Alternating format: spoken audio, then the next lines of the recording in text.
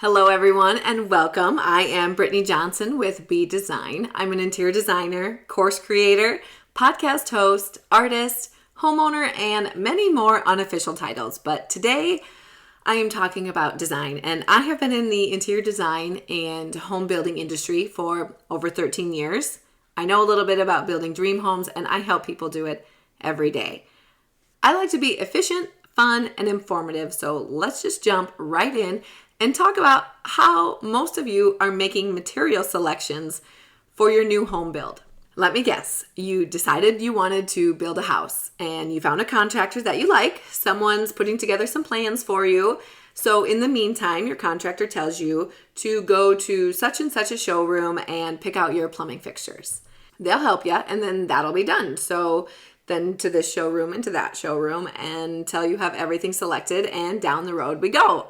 That totally sounds easy enough. You show up at your first showroom, and then you are immediately overwhelmed by the options available to you.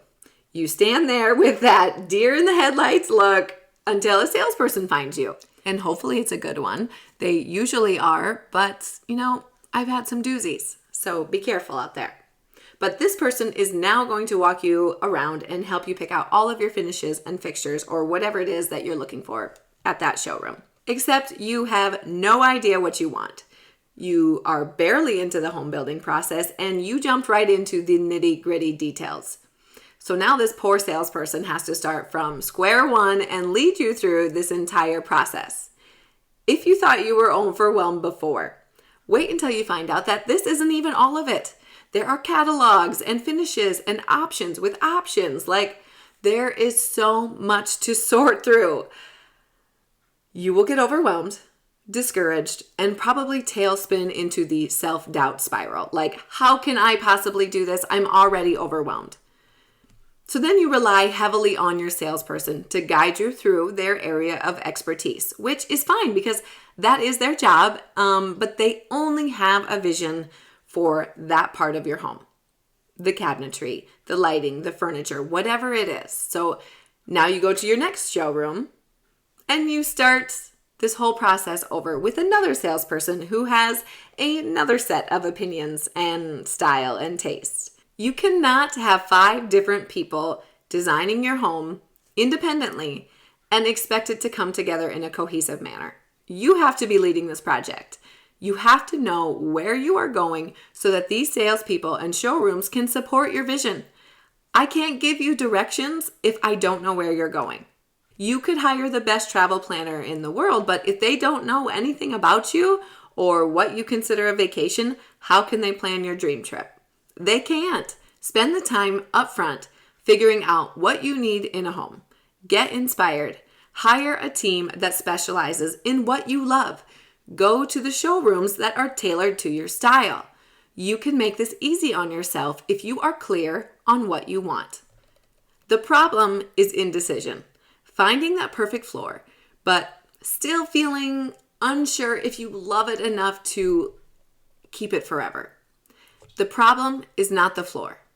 The problem is your ability to commit to your decision, to put money down on what you think will look best and just go for it. You want someone else to tell you that this is going to be great so that you don't have to take the risk on your own. And so you don't have to take the blame if it's not great. But I am telling you right now, it's worth it. Take the risk. Design your dream home. Do what you think is best, even if it seems crazy.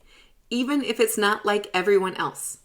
Even if the salesperson doesn't understand or the installer thinks you picked the wrong color. I've literally had that happen on site. They're like, this can't possibly be right. It was. And it was fabulous when it was done. Because this is your vision. The world needs to see your point of view. You won't be happy with anything else. I see more people regret not pushing their design far enough.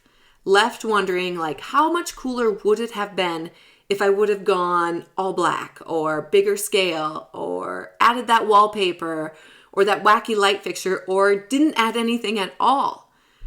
Go back into the showroom and tell them what you really want.